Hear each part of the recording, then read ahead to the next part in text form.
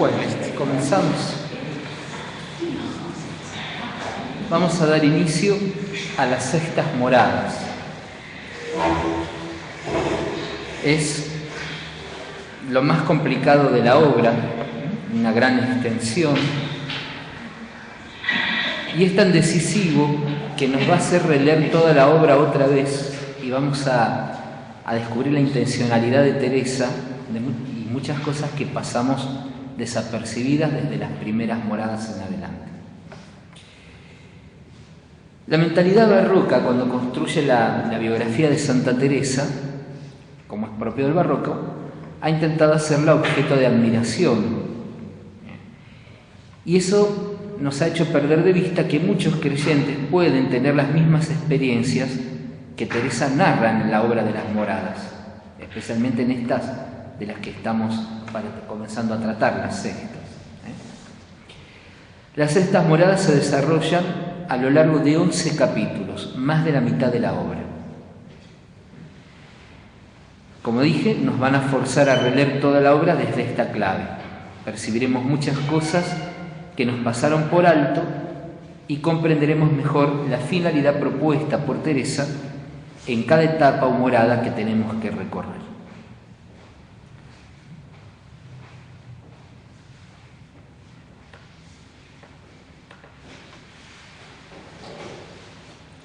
Haciendo memoria de las pasadas moradas, las quintas, donde está el símil del gusano de seda, donde el creyente, el espiritual, se envuelve en Cristo, ¿no?, para morir con Él y renacer como alguien nuevo. Entre las quintas y entre las séptimas experimentamos la muerte y la resurrección de Jesús. En la entrega total de nuestra voluntad a la de Dios, que es lo más esencial de la experiencia espiritual verdadera. En las quintas moradas, decíamos, esta entrega tiene que ser como la de Jesús en la cruz, la confianza y el abandono hasta el final. Las séptimas moradas van a expresar el momento de la resurrección. Pero ahora estamos en el medio, estamos en las sextas, un momento sumamente delicado e importante. Es lo que San Juan de la Cruz llama la noche pasiva del Espíritu. El padre Tomás Álvarez y también el padre Secundino Castro piensan que quizá a la luz de la experiencia vivida por Santa Teresa, San Juan de la Cruz describió la noche del Espíritu. Que ahora vamos a explicar qué quiere decir esto de la noche del Espíritu.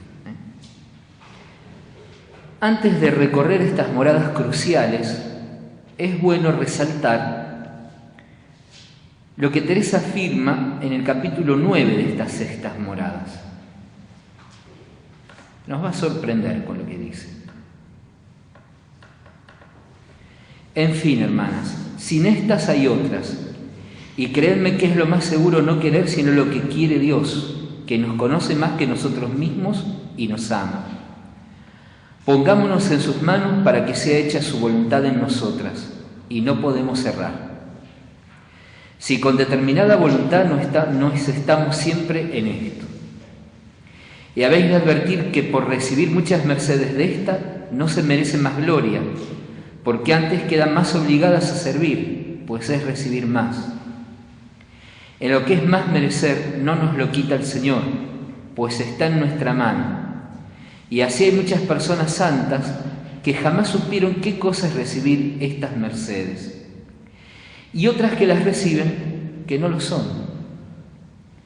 Y no penséis que es continuo, antes por una vez que las hace el Señor, son muy muchos los trabajos, y así el alma no se acuerda si las ha de recibir más, sino cómo las servir.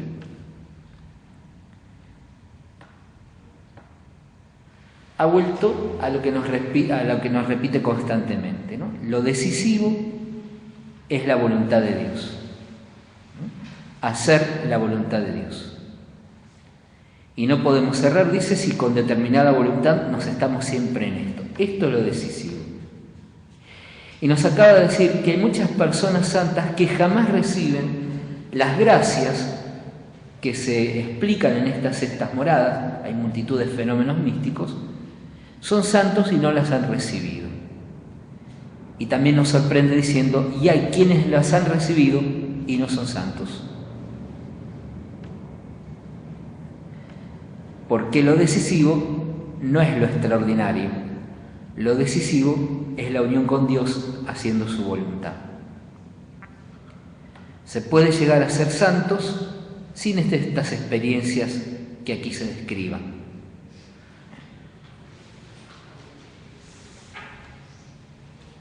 No todas las experiencias aquí descritas tienen que ser vividas por los creyentes. Volvamos un poco a la historia personal de Teresa.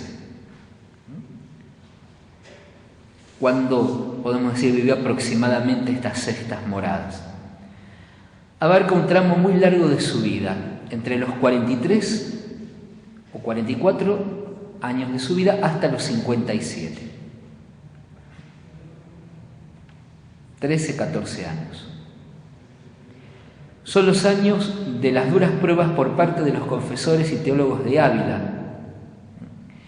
Es el tiempo que recibe la gracia de la transverberación, el don del carisma teresiano. La misión de fundadora, no solo de San José de Ávila, sino también de las siguientes casas, siguientes monasterios. Es también cuando conquista a San Juan de la Cruz y con él puede iniciar el Carmelo teresiano entre los varones, de la que ella también es fundadora. O sea que es un tiempo complejo, que se irá complicando más. Las vivencias de las cestas moradas podrían resumirse así. Ingreso en la noche. Este término es de San Juan de la Cruz, ella no lo utiliza, pero lo vamos a usar, que quiere decir una gran purificación. Es lo que se habla en el capítulo 1. En segundo lugar, una gran tensión de vida espiritual, de vida teologal, abundancia de gracias y fenómenos místicos, a partir del capítulo 2 y los siguientes. La humanidad de Cristo como experiencia de salvación frente al peso de su pasado. La humanidad de Cristo le dedica 3 capítulos, del 7 al 9. Y finalmente, en el umbral de las séptimas moradas, Dios es percibido como suma verdad en el capítulo 10, y en la persona surgen grandes deseos de servirlo a Dios en el capítulo 11.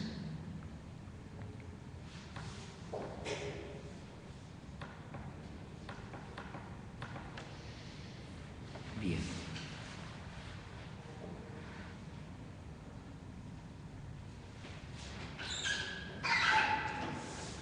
Veamos la noche oscura del espíritu, ¿no? Para precisar más con Juan de la Cruz.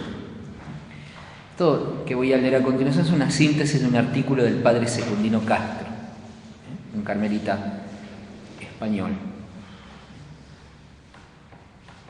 La noche oscura es uno de los elementos constituyentes de la existencia espiritual y una realidad polivalente. Se refleja en estados de conciencia, entre los parámetros de la fe como verdades de la fe seguras y claras que se desestabilizan.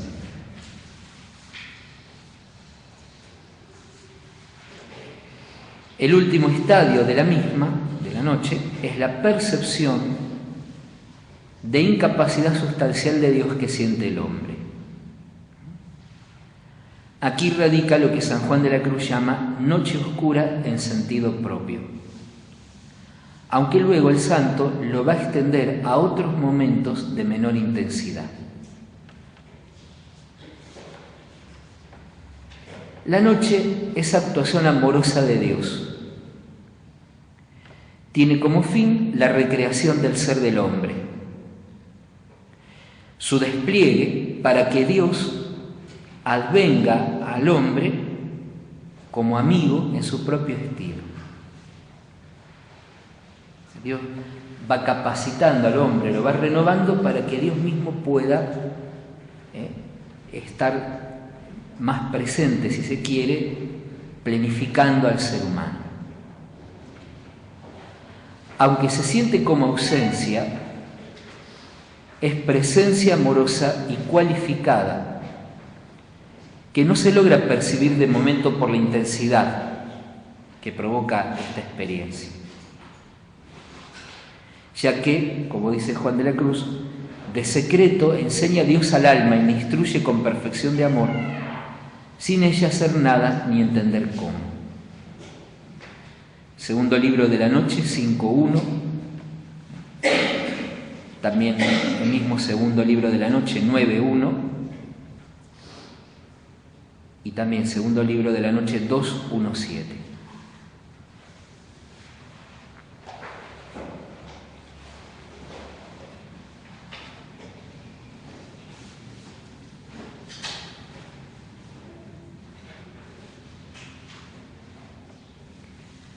En este tema hay que distinguir el símbolo, noche oscura, y el contenido. Santa Teresa no desarrolla el símbolo de la noche oscura, que desarrolla Juan de la Cruz ampliamente, pero sí hablará ampliamente del contenido de la purificación que provoca la noche. Y, como decíamos, tanto el padre Tomás Álvarez como el Secundino Castro sostienen que probablemente Juan de la Cruz se inspira en el caso personal de Teresa para describir esta vivencia de la noche oscura. De hecho, como constata el mismo Secundino Castro, muchos elementos teresianos pasan al pensamiento sanjuanista. Juan de la Cruz también es discípulo de Teresa de Jesús.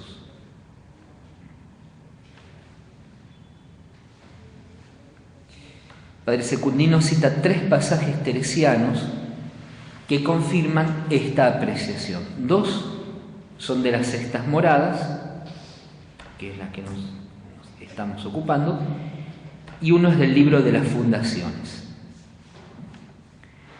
En sextas moradas 1.8 dice Teresa: vienen unas sequedades que no parece que jamás se ha acordado de Dios ni se ha de acordar, y que como una persona de quien oyó decir desde lejos es cuando oye hablar de su majestad. Pareciera que a Dios le resultara extraño, lejano.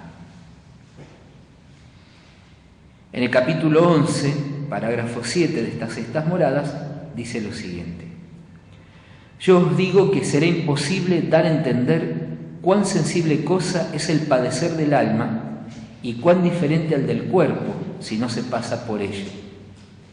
Y quiere el mismo Señor que lo entendamos, para que más conozcamos lo mucho que le debemos en traernos a estado que, por su misericordia, tenemos esperanza de que nos ha de librar y perdonar nuestros pecados.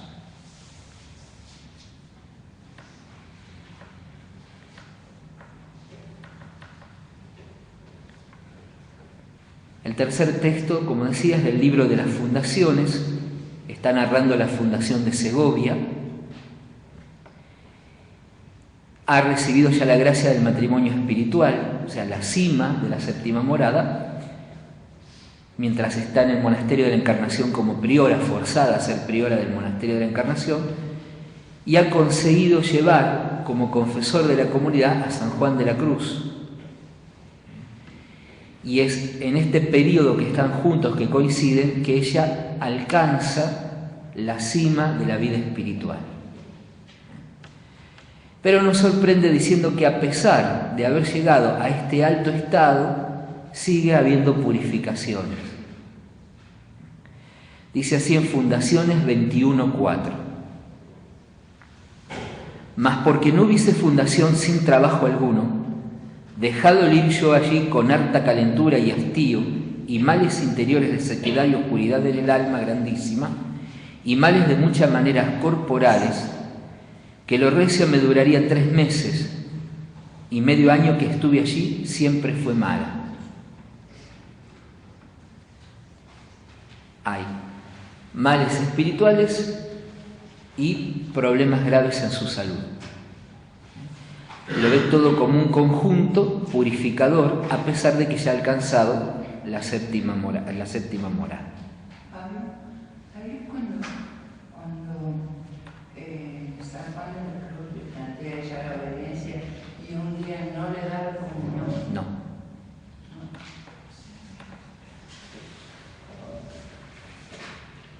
A lo largo de la obra, del texto de las moradas, Teresa hace referencias a la situación precaria en que se encuentra, conflictos con las autoridades de la orden, la vieja rama de la orden del Carmelo.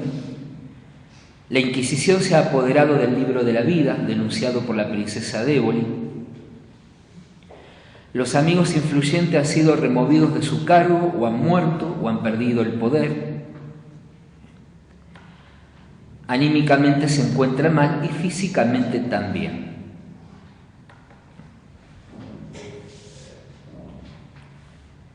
Teresa sabe que tiene que escribir moradas, pues en ellas se refleja la acción de Dios que debe dar a conocer. Pero temía no hacerlo bien, no ser fidedigna en la relación de estas gracias recibidas o desfigurar el estilo de Dios. Pero en medio de su noche, como nos dice ella en el prólogo, aunque vuelvo a decir, no utiliza nunca el término noche, ¿no? Pone la confianza en Dios y da inicio a la obra. Prólogo de las moradas, parágrafo 1. Es su confianza en Dios, es un acto de fe, porque dice que sigue la obediencia que le han dado, es un acto de fe, a pesar de cómo se encuentra anímica y físicamente, en medio de tantas dificultades, confiando en Dios, realiza lo que tiene que realizar, escribe moradas. El castillo luminoso de Moradas es el alma en que se esculpe como en un espejo Cristo resucitado. Esto lo dice en el capítulo 40 del libro de la vida, 45.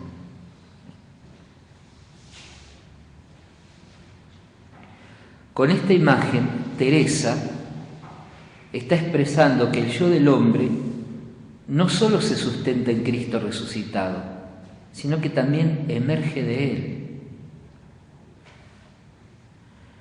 Con el pecado o por la carencia de relación con el Señor, la luminosidad del castillo desaparece y el ser traslúcido se llena de oscuridad, aunque Cristo permanezca allí oculto, dándole vida. También para capítulo 40, parágrafo 5 del libro de la vida, y Primeras Moradas, capítulo 2, parágrafos 2 y 3. Habla exactamente de lo mismo. Cristo está presente sustentando nuestro ser a pesar del pecado y de lo que suceda, pero al ir removiendo aquello que nos separa de Él, va emergiendo la imagen de Cristo, la luz de Cristo en la persona, y a la vez el ser del hombre se va transformando.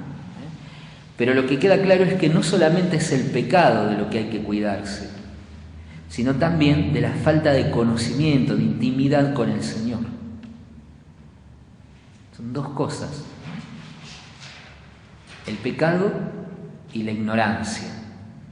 O sea, no haya una experiencia, no haya una búsqueda, no haya un conocimiento de a qué estamos llamados, cuál es la vocación del hombre, cuál es el camino para el hombre, ¿no?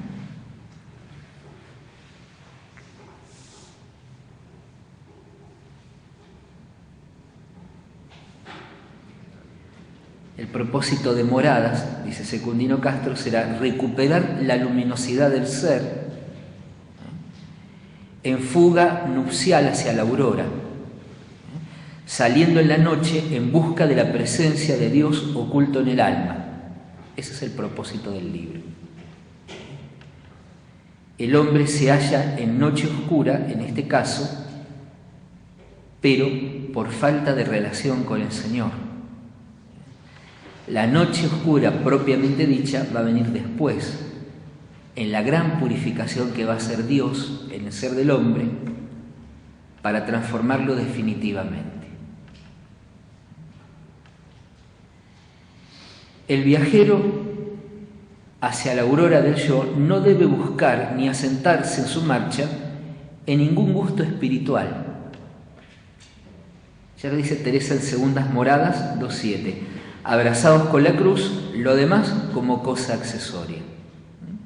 Y en el capítulo 11 del libro de la vida, donde comienza el pequeño tratadito de los 4 modos de regar el huerto, dice que hay que abrazarse a la cruz desde el principio.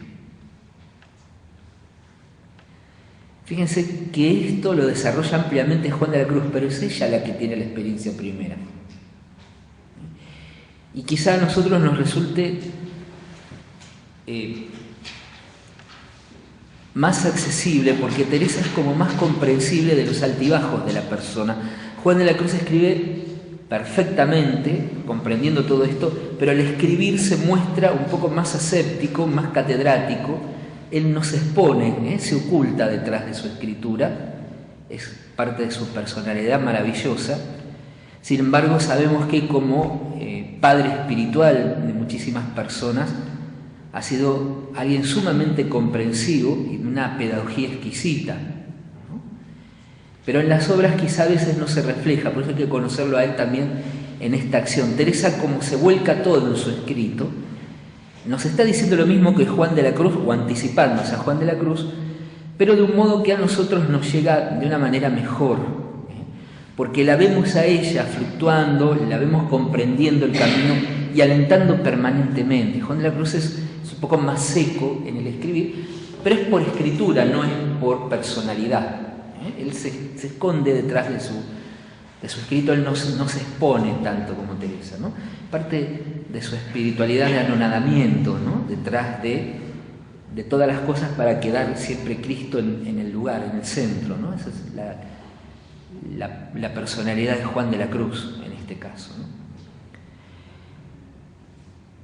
Evidentemente salta a la vista la similitud que hay con Juan de la Cruz, que también nos dirá a lo largo de sus obras que hay que abrazarse a la cruz y que todo lo demás es cosa accesoria. Es decir, si está o no está no interesa, lo importante es esa unión con Cristo hasta el final. De hecho, va a ser el Evangelio del próximo domingo: llevar la cruz.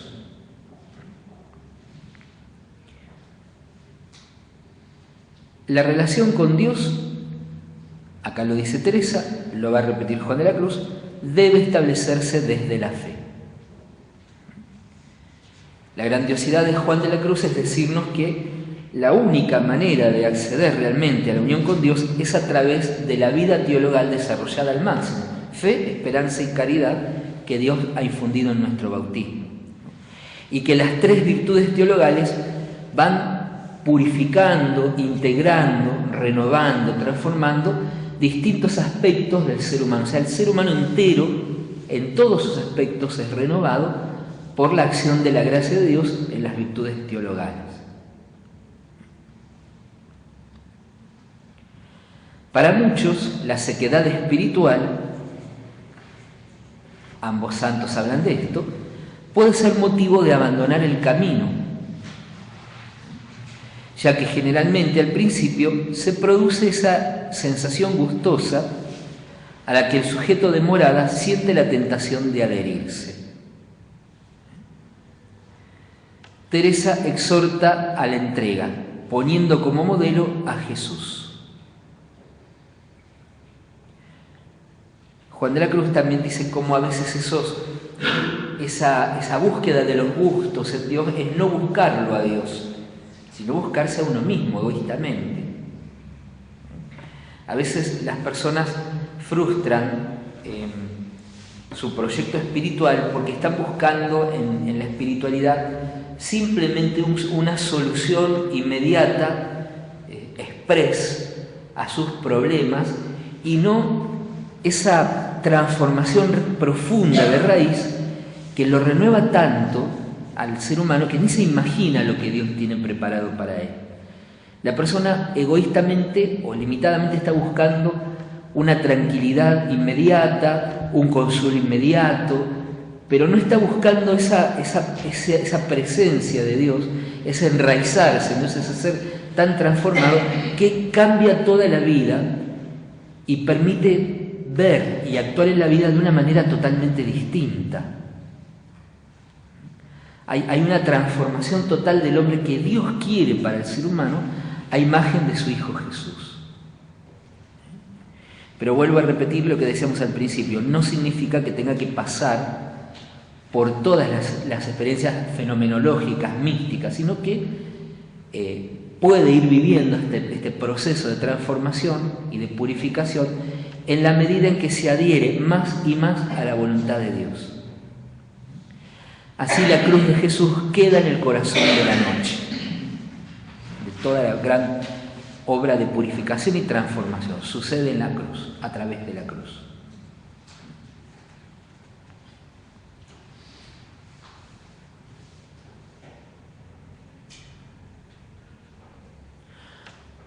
Un cristiano tiene que saber que es seguidor de Cristo. Teresa lo explicita en Terceras Moradas, pero ya veíamos el problema que tiene el habitante de las Terceras Moradas. Como ve que ha mejorado su vida, ya se la cree, y ese es su gran problema.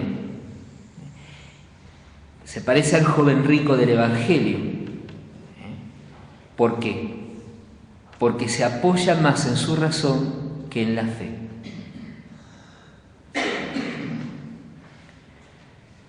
Por otra parte, Teresa también nos exigirá en estas Terceras Moradas buen discernimiento para no vivir engañados. El gran engaño es creer que Dios es deudor nuestro, que somos sus acreedores y que Dios tiene que darnos lo que creemos, cuando Dios lo que está buscando es darse Él mismo. Pero en este darse Él mismo espera también o busca también nuestra entrega.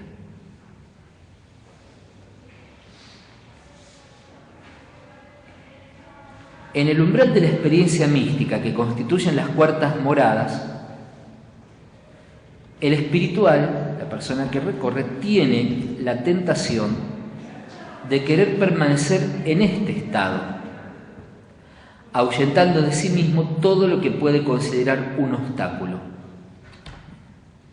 Entre ello, quiere prescindir de la humanidad de Cristo.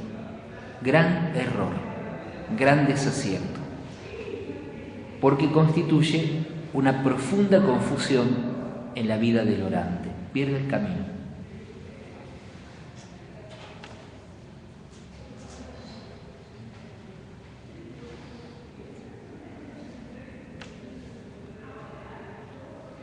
En las sextas moradas es donde se da verdaderamente la noche de que habla San Juan de la Cruz.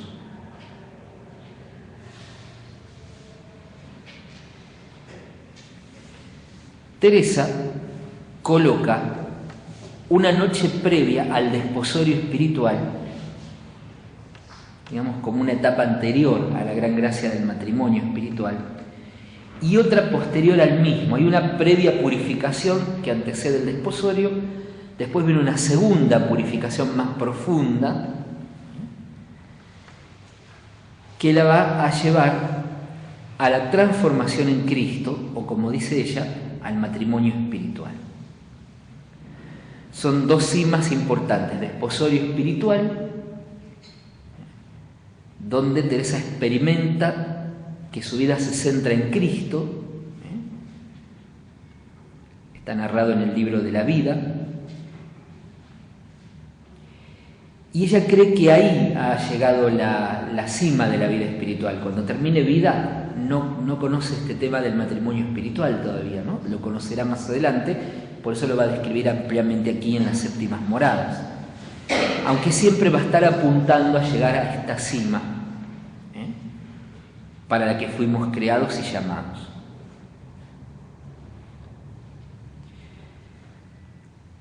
A lo largo de los capítulos de Sextas Moradas se van describiendo diversidad de fenómenos que van variando de intensidad y que a la par de ser dulces y sabrosos, también llevan efectos de crucifixión.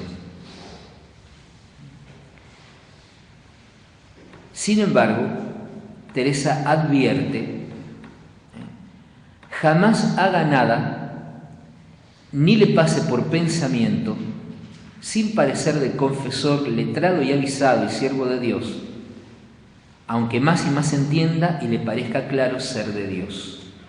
Sextas Moradas 3:11. Otra vez está llamando a la obediencia de la fe a través de la mediación humana, en este caso del confesor o el acompañante espiritual, como se quiera, que dice que sea letrado, esa persona cultivada, persona avisada, o sea, que tenga experiencia, que comprenda el asunto, y siervo de Dios, que también esté entregado en esto, ¿no?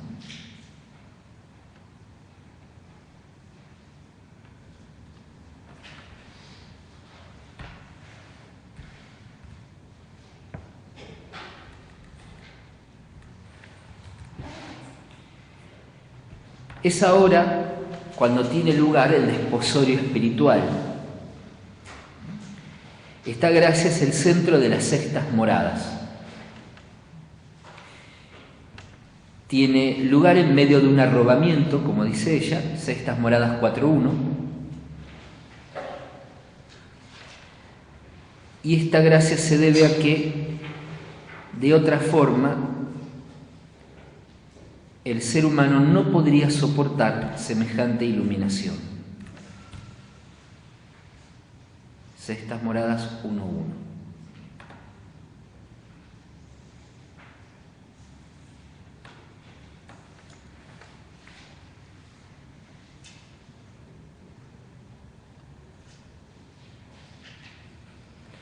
Volviendo a la biografía de Teresa, sucede cuando el padre, si no me equivoco, Juan de Prádanos, ve que todavía su afectividad no se ha acomodado, no ha madurado del todo, de estos problemas de dependencias afectivas, de inmadureces que tiene, y ve que ella pone todo su esfuerzo pero no puede avanzar más. Entonces él se da cuenta que no es falta de voluntad de ella y le dice que se encomiende al Espíritu Santo. Está en la casa de doña Guiomar, no está en el monasterio, está en casa de una amiga, y es en ese tiempo que sucede que ella va invocando el Espíritu Santo, tal como le recomendó el padre Juan de Prádanos, y recibe esa gracia del desposorio espiritual, en la cual ella comprende que toda su persona, especialmente su afectividad, se centran en Cristo. Es decir, espiritualmente la vemos centrada en Cristo, humanamente ha madurado afectivamente, si no tiene una afectividad captativa, demandante, adolescente, sino que tiene una afectividad adulta. La gracia repercute en todos los aspectos de la persona. Y ella podrá ser una persona profundamente afectuosa, pero amando, vamos a utilizar los términos de Teresa de Juan, desacidamente, sin apegarse a la persona, sin querer capturar al otro, sin depender del otro, ¿no? Sino amar con libertad, con señorío, entregándose totalmente, gozando totalmente del don de la amistad, pero sin perder su centro, que es Cristo mismo. Y amando más realmente, como ella va a explicar en Camino de Perfección, este amor consiste no en amar a la persona por cuestiones de impresiones, diríamos nosotros, me cayó bien, impresiones naturales, o porque nos atrae determinada cosa de la persona, sino que la vamos a amar por lo que la persona es en sí misma. Víctor Frank diría justamente, el amor verdadero consiste en atravesar la envoltura psicológica de la persona y llegar a su núcleo. Amar a la persona en su núcleo más profundo, ¿no? Esa es el verdadero amor y la verdadera amistad. Teresa es una gran cultivadora de amistades muy profundas, muy cálidas, muy tiernas, de la que no tiene temor ninguno, porque ella sabe dónde está colocada, que es en Cristo. Después de esta gracia va a entrar en la siguiente etapa purificativa, tiempo después, que la va a preparar hacia el matrimonio espiritual. Estamos hablando, ya fue fundado San José. Esta gracia del desposorio es anterior a la fundación de San José de Ávila, o sea, anterior a 1562, y la del matrimonio espiritual será hacia 1577, cuando esté, no, perdón, 1577, 1571, 74, cuando es priora de San José, de la Encarnación de Ávila. Es aquí cuando alcanza la gracia del matrimonio espiritual con el acompañamiento de Juan de la Cruz.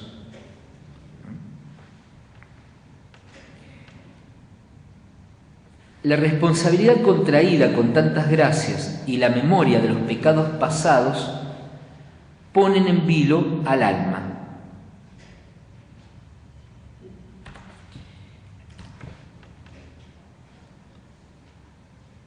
Es decir, la persona desde esta cima percibe su vida de otra manera, no con una culpa insana, angustiante, persecutoria que a veces siente la persona, sino con una mirada de dolor de los pecados que hablamos nosotros, pero no desde la situación, es una situación desde la fe.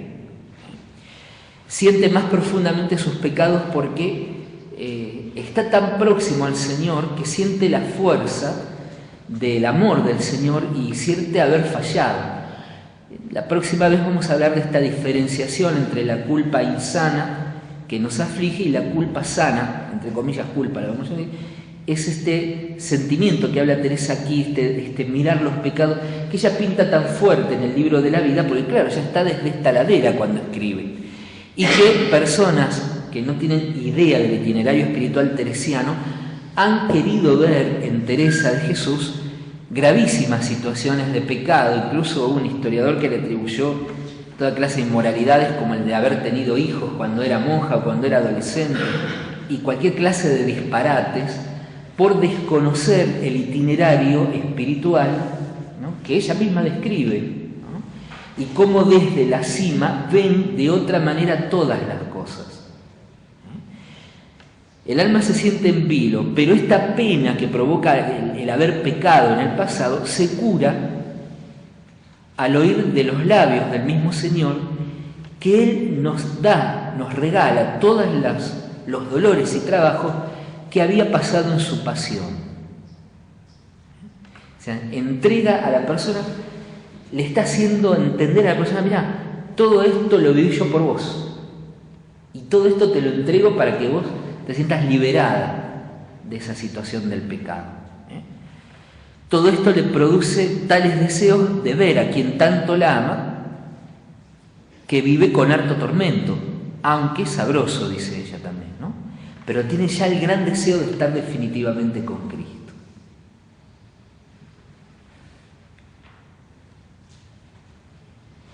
De este vuelo surgen intensos deseos que van transfigurando al hombre. Sextas moradas, 6.3, y después los parágrafos 10 y 11 del mismo capítulo 6. O sea, la persona quiere estar más unida a Cristo y se pone más en marcha, ¿no?, atraída ya por la gracia. Siempre la gracia antecede, ¿no?, sostiene y lleva hasta el final la obra. Pero también sombras de la noche se hacen presentes aquí,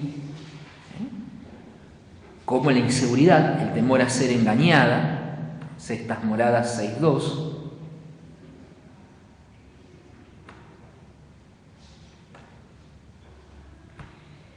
e incomprensiones del confesor, a quien obedece a ciegas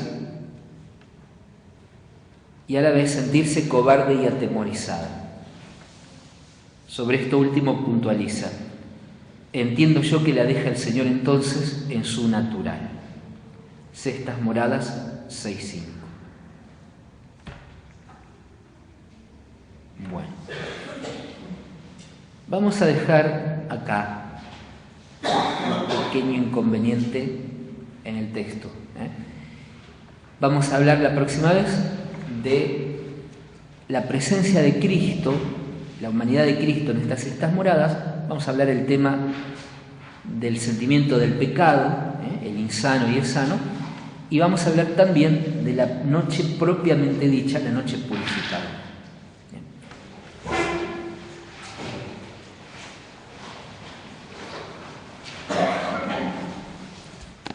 Nos vemos el martes entonces.